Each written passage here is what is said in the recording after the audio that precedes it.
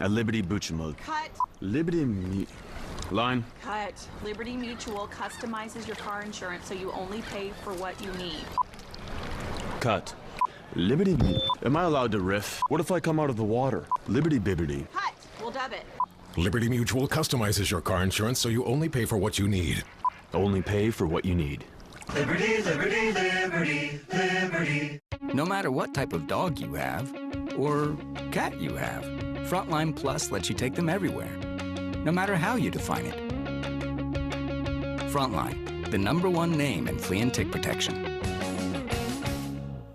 Joining us Tuesday, comedian Joe Coy tells us how you can see him live at the Forum, Tuesday at 8 a.m. on the KTLA 5 Morning News. Good morning, I'm Eric Spillman. Russian forces escalate their attacks on Ukrainian cities. They're even shelling evacuation routes. I'll have the latest.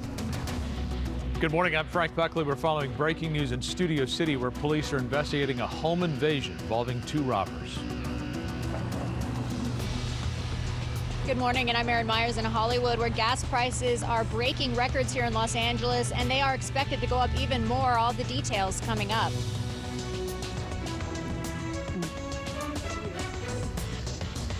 And good morning to you. The Sammy switcheroo continues today. Are the Bones good enough at the Bowl? One of the CMA's hottest artists is coming to Los Angeles. We'll talk all about that coming up in entertainment today.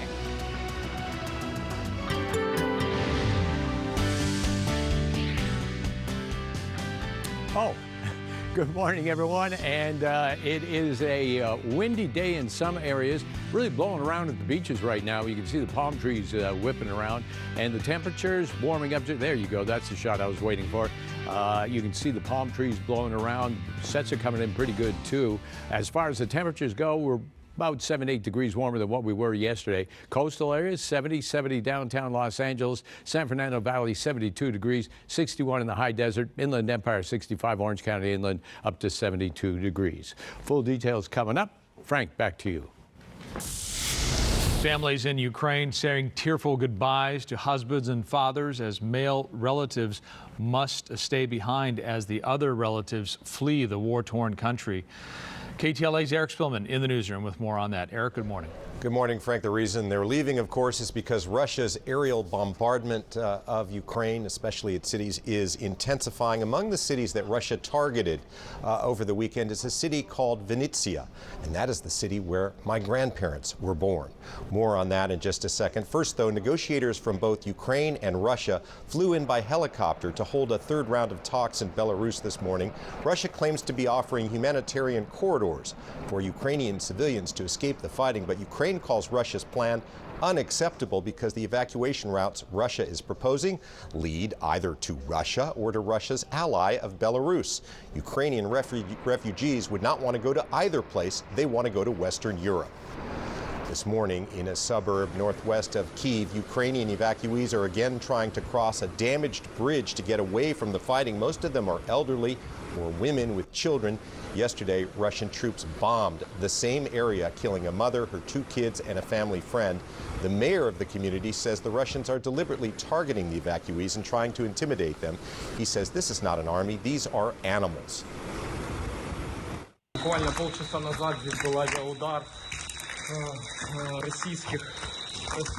In Kharkiv, Ukraine's second largest city, this man shows the damage to a sports complex after a Russian airstrike. He says because the Russians are using cluster bombs, which are banned in most of the world, there could be unexploded shells in the debris. Russian forces bombed an airport in the city of Vinnytsia. That is where my grandparents lived before they immigrated to this country in the 1920s. Ukraine says 9 people, including civilians, were killed.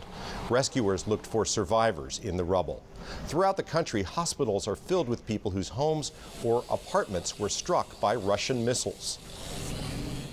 Мы были в коридоре, не видели, какая ракета попала, но попала на вроде как четвертый. He says when the rocket hit, everything started burning and falling apart. It became smoky and difficult to see, and then the floor fell through. We had to crawl to get out. There were dead people. We got lucky. We made it out alive. In the south of the country, Russia has the city of Mariupol surrounded. 200,000 people are said to be trapped there without much food, water, medicine, electricity, or heat. Secretary of State Antony Blinken